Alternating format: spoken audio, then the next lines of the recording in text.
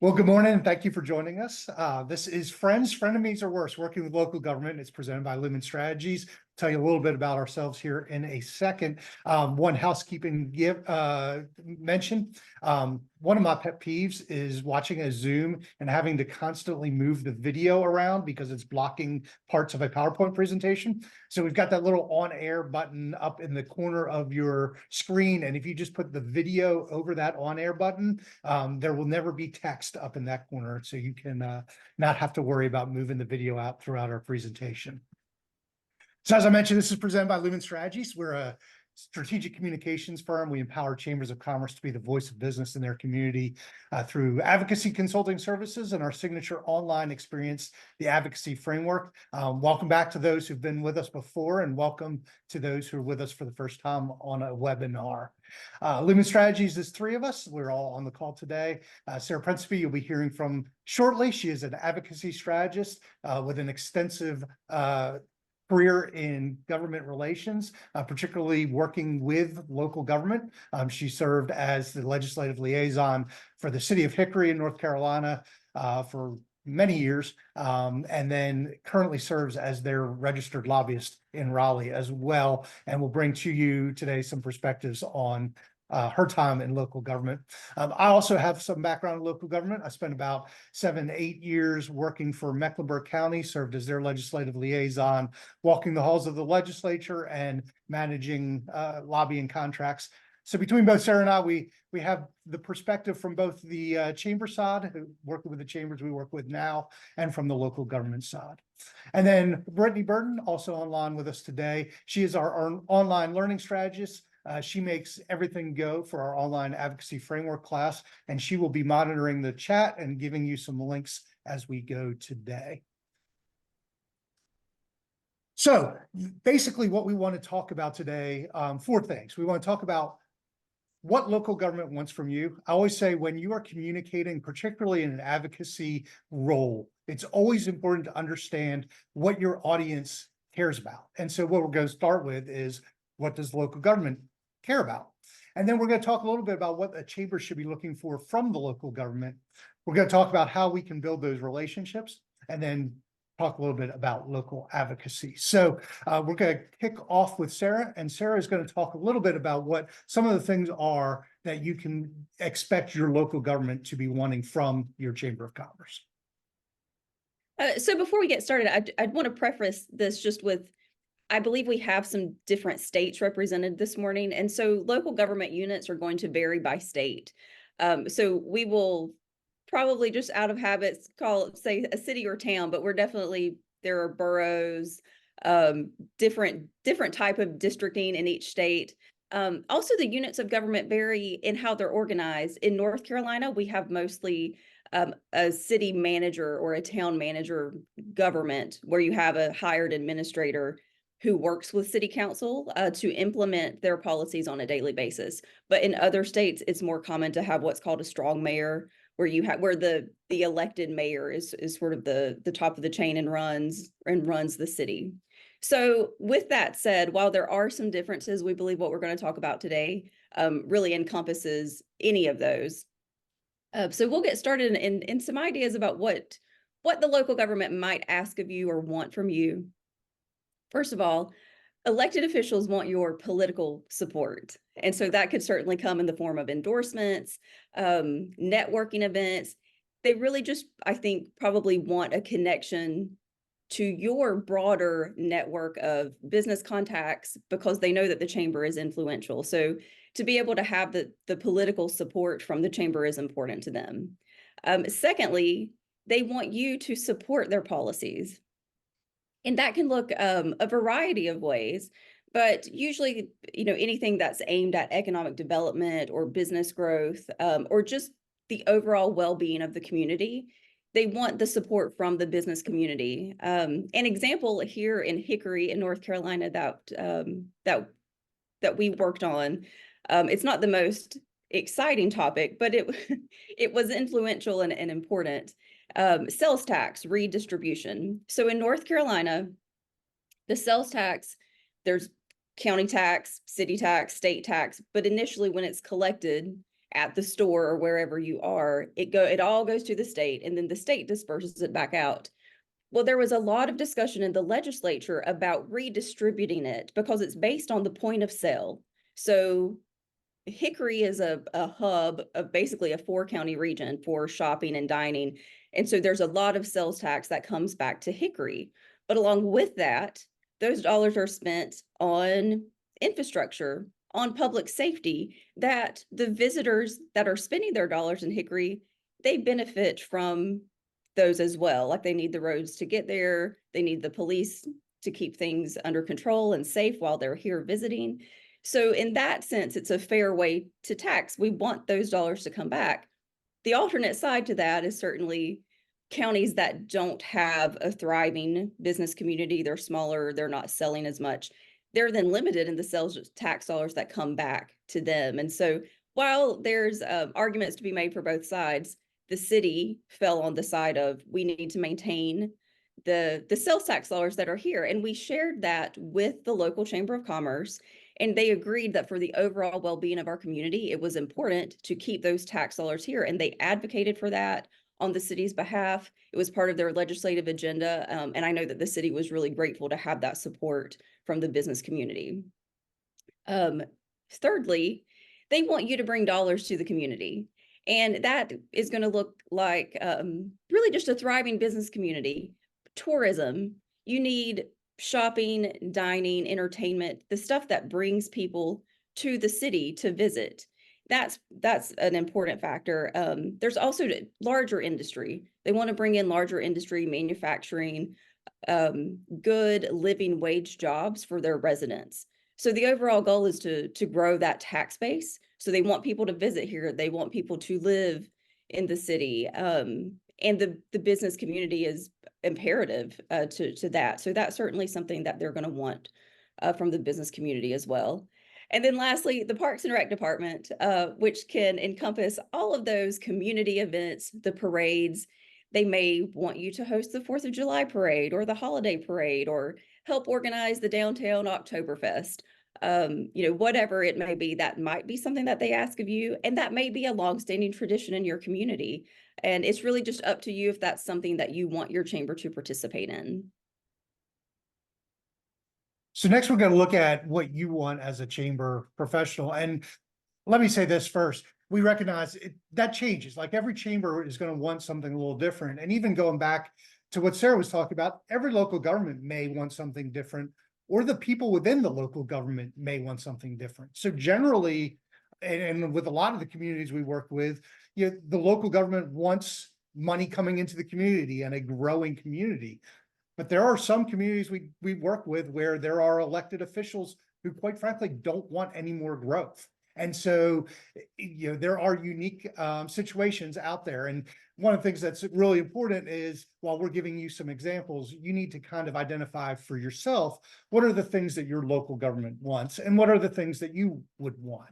And so some of the things the chamber might want when working with local government, you might want the local government to pass pro-business policy. And let me just kind of dovetail that to what we just heard from Sarah about, the local government wants you to support their policies. The truth of the matter is, sometimes you will and sometimes you won't. If they're passing policies that will help the business community grow, of course you're going to support them. But they should not presume that you are always going to support whatever policy they're putting forward, whether or not it's good for the business community. And so when working with them, you'll want those pro-business policies. You'll also want efficiency from the local government. And this often comes in the realm of code enforcement or permitting, whatever it's called in your community. This is one of the things we see all over the place, is that oftentimes permitting just takes way too long and it hurts business growth and therefore hurts the economy in the local community and your members. And so that might be an area where you want to focus with local government. Clarity on ordinances. Sign ordinance oftentimes is a big thing where there's the ordinance that's on the books, and then there's the way that it's enforced. Is it clear what's on the books, and is it clearly enforced? Because sometimes the only thing worse than a bad policy is an ambiguous policy that becomes bad based on the interpretation of the person who's enforcing it. You might want support at the State House. Sarah gave a great example of the local municipality wanting the chamber support. It could go the other way as well. There might be an initiative that you are working on that you want the local government to also support and use the political heft that they have to advocate with you at the General Assembly or legislature or State House. And then finally, funding. And this is the one that's going to get a little bit tricky, but for many chambers, there is a reliance on funding from the local government. And so that's something that you want. And I would say with all of these, you've got to basically weigh the trade-offs. You know, does taking funding, and we'll get into this in a little bit, but does taking funding from the local government impact your ability to advocate for more pro-business policies with the folks who are contributing to you? So these are some of the things that you might want from your local government. And next, we're going to talk about kind of defining the relationship between the two. Sarah, am I taking this one? You are. I am. We did rehearse, I promise you. So talking about defining the relationship. So first of all, is defining the financial relationship. And so, like I mentioned, there are some communities where the municipality is the biggest funder of the Chamber of Commerce. And that might be through a grant. It might be through a contract, but the chamber becomes very financially dependent upon the municipality, the borough, the town. There are some communities, a lot of communities, where the local governments are members of the chamber, and I say typical member because their dues are in line with other members of the chamber. And so just with those two relationships, you can see right away there's going to be a difference. You know, if just as you wouldn't necessarily change a chamber direction based on what one member would say. If the municipality is just one member, it gives you a little bit more leeway to push back if they want you to do something. But if they are an overwhelming funder of you, then the relationship's a little different. And finally, there's a possibility that the local municipalities are not involved financially with your chamber. And I've seen examples with somebody we work with where the local government was just a typical member, but they got mad about something that the chamber was advocating for, a pro-business policy, and so they pulled their membership. And so now they are not involved financially with the chamber anymore. Whether it was the result of something that led the local government to pull out of the chamber, or they've just never been involved, there's a possibility that they are not involved with your chamber financially, which quite frankly gives you more leeway as you are advocating. And so then based on that financial relationship, that's oftentimes going to define the working relationship. And so, are you subservient to the local government? Like I said, are you basically having to do what they want because you have the golden handcuffs on, that their funding makes it impossible for you to say no when they ask you to do something? Are you partners? And I think this is the one that we would hope that everybody could be partners with their local government. You would hope that you would have a local government that wants to see the business community thrive, and that would be an organization that you could work with to move the community forward, both in the crafting of local policies and advocating at the state and federal level. Potentially your adversaries. And if your adversaries, there's probably work to be done. Ultimately, you don't want to be adversaries with your local government. You want everybody in your community pulling in the same direction. There will be times where you may differ with either the staff or the elected officials, and it could become an adversarial situation. One of the things we would counsel, and we'll talk about ways to relationship build, but you really want it to be that if there is an adversarial situation, it is just a situation, and it is not a perpetual state of being where you are always fighting with the local government. Now, sometimes it can't be helped. If they absolutely refuse to work with you, maybe it can't be helped, but there's always, we think, some opportunities to try to build those relationships so that you can work together. Yeah. So some of those strategies to build relationships, number one, attend their board meetings. Not only does this show that you're interested in what they're talking about when you show up consistently, it gives you an opportunity to meet with them and see them, and they just, pick up on the fact that you care about what they're doing. But that also allows you to keep up with what they are doing, whether that be good or bad. You can sort of get ahead of some of the policies that they're going to be talking about. learning about what their focus is. And certainly in North Carolina, and I'm sure in other states as well, public comment is actually required. So if they are getting ready to vote on something that you believe to be detrimental to the business community, you are free to stand up and speak, and you should. So that's definitely, I think, an important aspect of relationship building. Secondly, what we've called the city county chamber meeting. And this is a great opportunity to bring together, whether it is elected officials, high ranking staff within the organizations, to set a standing meeting, whether it's monthly or quarterly, to come together. It doesn't even have to have an agenda, but you just meet, talk about what you're struggling with, talk about what's going well, and you will come up with ways that you can collaborate. And I really believe that while there are differences between both groups, there are plenty of ways to collaborate together.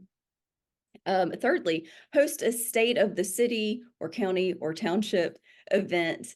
You can invite your locally elected officials, or again, staff members, whoever is appropriate, to meet with your membership, present what's going on, give any updates, future plans. It's a good time to just come together annually, to look at the community as a whole. Fourthly, this is relationship building 101. Have a meal with your elected official or a manager or again, key staff members. There's something about sitting down and sharing a meal that really humanizes one another, to just get to know each other on that personal level.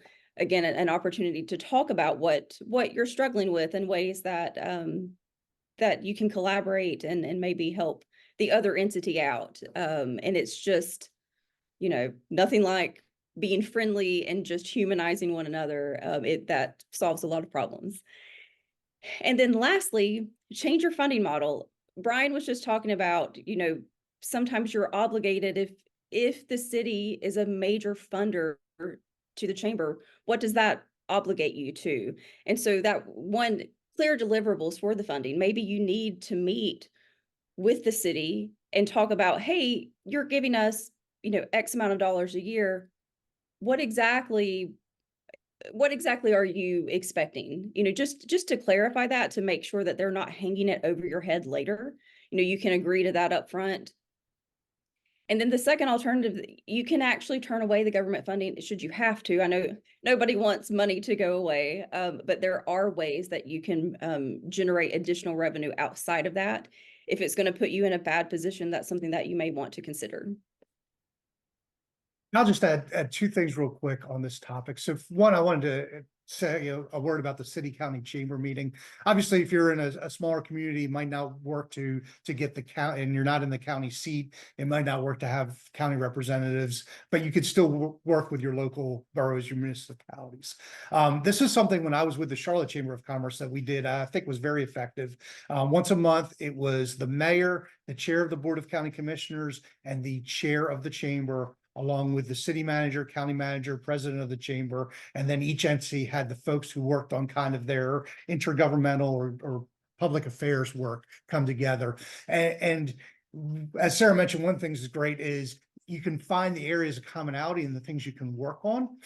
The other thing that's great is when you disagree, it gives you a private forum to talk about those disagreements rather than hash them out at the water cooler, in the press, on the gossip wire in your local community.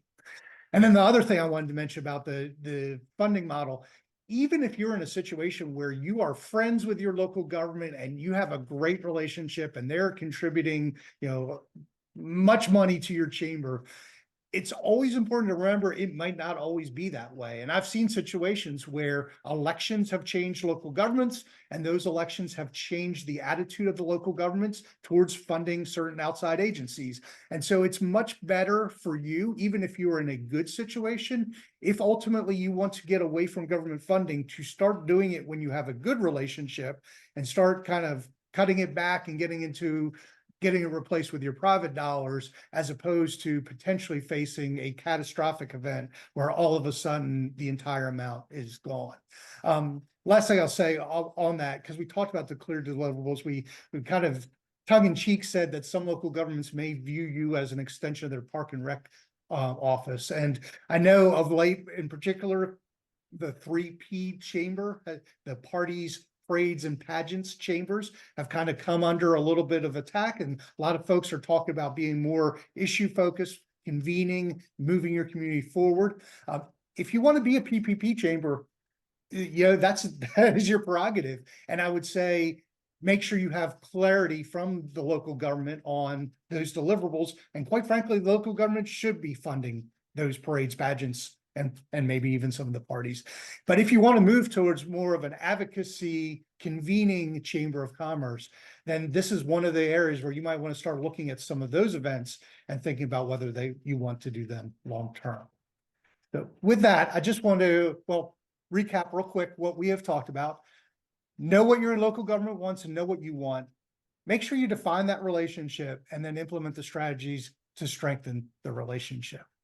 And then finally, real quickly, I mentioned at the top, one of the things that we do at Lumen is our online advocacy framework program. It's a year-long program for small chambers that really want to get involved in advocacy. We've got 25 video lessons that teach you how to put together a committee, create a legislative agenda, advocate for it with your elected officials, build events around it and fundraising around it.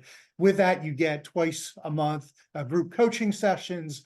You get all sorts of resource guides, templates, draft emails. And if you are interested in that, we would love to talk to you about how maybe we can help you move your advocacy program further. And with that, there's my contact information and Sarah's as well. Obviously, you found us, so you probably can find us again. But if you would like to have our contact in your phone, you can take a quick picture of that QR code and it'll download right into your contacts. So with that, I'll stop. Brittany, have we had any questions in the chat, or does anybody want to chime in with any questions? No questions yet. I will also plug that we do have another webinar next month, and I'm going to drop the link to that in the chat. It's going to be an issue focused webinar. Brian, do you want to say a few words about that? Yeah, so for those of you who've been to some of these, we've done a lot of our webinars around kind of functional things that the chamber can do and how to host candidate events, put together forums, those sort of things. But next month, I'm really excited. Childcare continues to be an issue that we hear, not just in North Carolina, but across the country as one of the big things that chambers are working on. We're going to have the research director from NC Child, which is an organization here in North Carolina that has done a lot of work on childcare. He is going to bring a lot of facts and figures from a national perspective that you can use to make the case for why childcare is a business issue. And then he's also going to talk about some of the creative solutions that they're seeing from states across the country on how to address the childcare situation. So we'd love to have you back next month for that. If you found these valuable, we'd love to continue to see you. Any other questions?